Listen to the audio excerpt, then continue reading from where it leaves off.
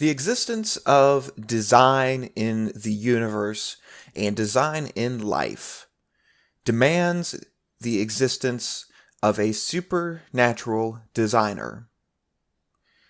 Continuing from some of our ideas from last episode, there are more proofs of the existence of God, and we're going to talk about them. Welcome to the Gospel Call podcast, brought to you by the Purcellville Church of Christ. The argument from design, also known as the teleological argument for the existence of God, shows us that because there is design in the universe that can only have a supernatural originator, it demands there must be then that supernatural originator, which we would call God. If we were going to precisely state the teleological argument for the existence of God, it would go something like this. A. If it is the case that there is design in the universe that can come from no natural designer, then there must be a supernatural designer. B. There is design in the universe which cannot come from a natural designer. C. Therefore, there is a supernatural designer. We can extrapolate that supernatural designer would be God.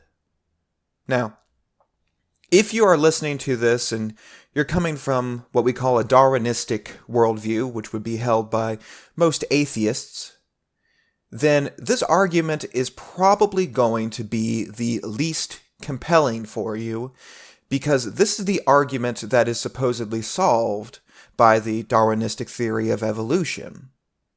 Now, in a later episode, we're going to talk about criticisms about the arguments for the existence of God, and we will deal with evolution a little bit more thoroughly. We're not going to be dealing with that just yet, however, and we're going to forge on with the arguments, and then later we can come back to the criticisms against the argument.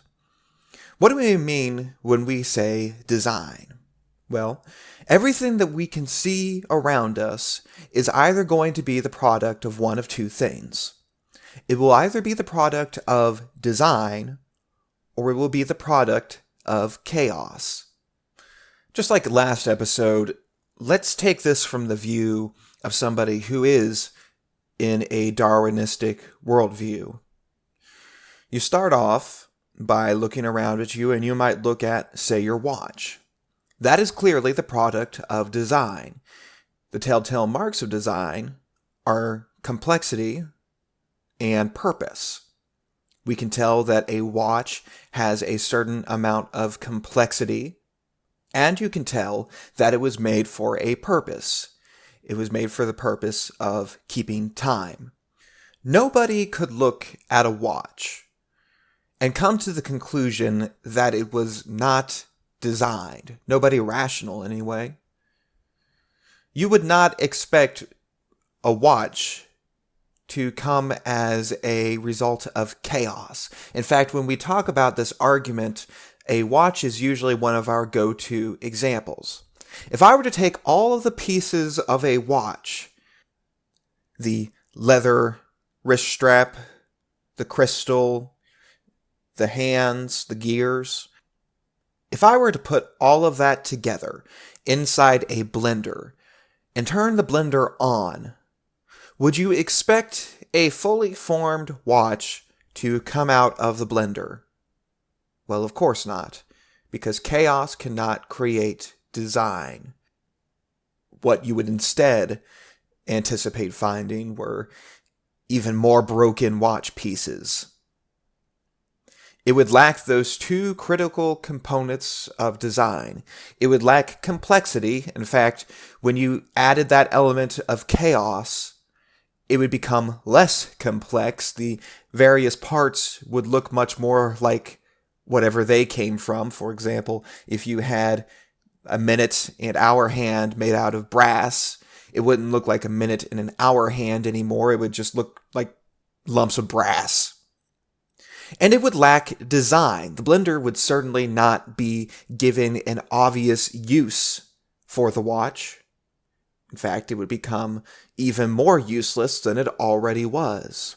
The only way that you can take the respective parts of a watch and put them together so that they become a watch is to design it, is to make it with purpose. Chaos cannot create design. Let's take some of the design we see then in the natural world. The Darwinistic worldview states that there is no supernatural design. But when we see some of the things we see in nature, we don't see a lack of complexity. We don't see a lack of purpose. Take a plant, for example. We all know that a watch is a pretty complex thing. I certainly couldn't tell you how to make a watch. I understand some of the concepts. I know that there are gears involved at some point in the process. But if you gave me all the pieces for a watch and told me to make a functioning watch, I probably couldn't do it unless there were instructions. And knowing my history, even then I'd have some trouble. But with something like a plant, that while at first glance it might appear to be something rather simple, the more we find out about these things, the more complexity we find. And the truth is, every life form that we can observe right now is significantly more complex than something as complicated as a watch. There are so many moving bits and pieces invisible to the human eye within something as seemingly simple as a plant.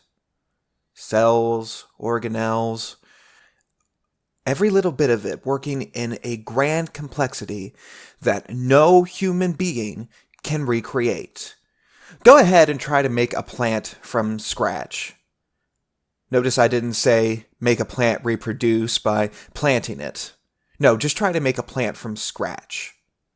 There are some people in the world who can make watches from scratch, who can take all of the materials in their most basic forms that we have available to us and make a watch. But there is nobody who can make a plant. It's too complex. What about that second element, purpose? Well, interestingly enough, and while there might be a little bit of speculation involved, just because we're not 100% certain of the design, doesn't mean that there is no purpose to the design. You know, we look at some other things in history clearly designed. Take Stonehenge, for example. You go to England and you see Stonehenge, nobody in their right mind is going to come to the conclusion that that happened by accident. Everybody seeing that knows that it was designed. But we're not 100% sure of its purpose. We're pretty sure it had something to do with being a calendar of sorts, but beyond that, we're just not sure. But you can have some pretty good speculation about it. Well, the same is true of a plant. Here's one piece of speculation that I'd like to offer concerning the design of a plant. We know that plants are crucial for our atmosphere. While we take in oxygen and exhale carbon dioxide, plants tend to do the opposite. Forgive me if I'm oversimplifying, but they can take in carbon dioxide and release oxygen. And if it weren't for plants, we would have no breathable air and would soon all die out. I'd like to humbly suggest to you that the purpose of a plant is to keep human beings and animals alive. Even the more simple looking things around us. Take something as simple as the dirt, which by the way, has more complexity to it than at first glance as well. But take something simple looking like the dirt, and it becomes clear that there's a purpose for it. If there's no dirt, you fall into the mantle of the earth, I suppose. You need something to stand on. There are very few objects in the universe which we can point to and say, look, there, that thing has no purpose. Partially, it goes back to the argument we had with the epistemology concerning the existence of God, namely that if you try to point to something and say it has no purpose, you're affirming a universal negative. But just about everything that we can see, we can come with a pretty plausible design purpose for it. Even those which we might not be able to tell or might have purpose that seems a little less important, there can still be a purpose found. If we look around the entire universe, for example, and recognize the grand scale of it all, see all the stars in the sky, and wonder, why were these designed? It might just be that they were designed to show us the incredible power of God. And as we learn more about the universe, we realize that we are smaller and smaller within it, which just goes to show us that God is more and more powerful. Now, the design in the universe, such as the trees and the plants and the rocks and the stars, I don't think anybody's going to make the argument that these were designed by natural beings. No natural being could design something like a plant. Even if you had a natural being that was capable of doing that, you still have the same problem with them. Similar in our cosmological argument, if you have a natural designer that was capable of designing the things around us, then that's a pretty incredible thing that requires a designer as well. And therefore there must be a supernatural designer at some point in the chain. As we mentioned, this argumentation is probably not going to be particularly persuasive to you if you're coming from the Darwinistic worldview.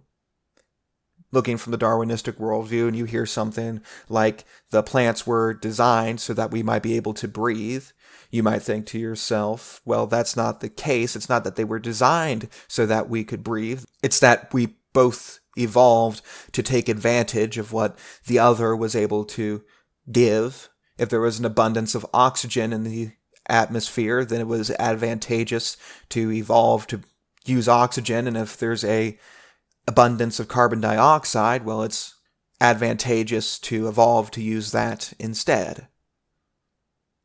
And within this podcast, we're not, once again, going to deal with that just yet, but as we said before, we really don't need all three proofs for the existence of God to land in order for us to have proved our point. Remember, if you have even one proof, the conclusion is demanded. Now, as we deal with the criticisms, we'll come back to these and defend their validity, including why Darwinistic evolution is not a sufficient answer to this proof for the existence of God. But that will be another time. For now, we're going to close, and I'd like to encourage you to tune in for our next episode, in which we will be dealing with the moral argument for the existence of God. For the Percival Church of Christ, I'm DJ Kessinger. Thank you so much for listening.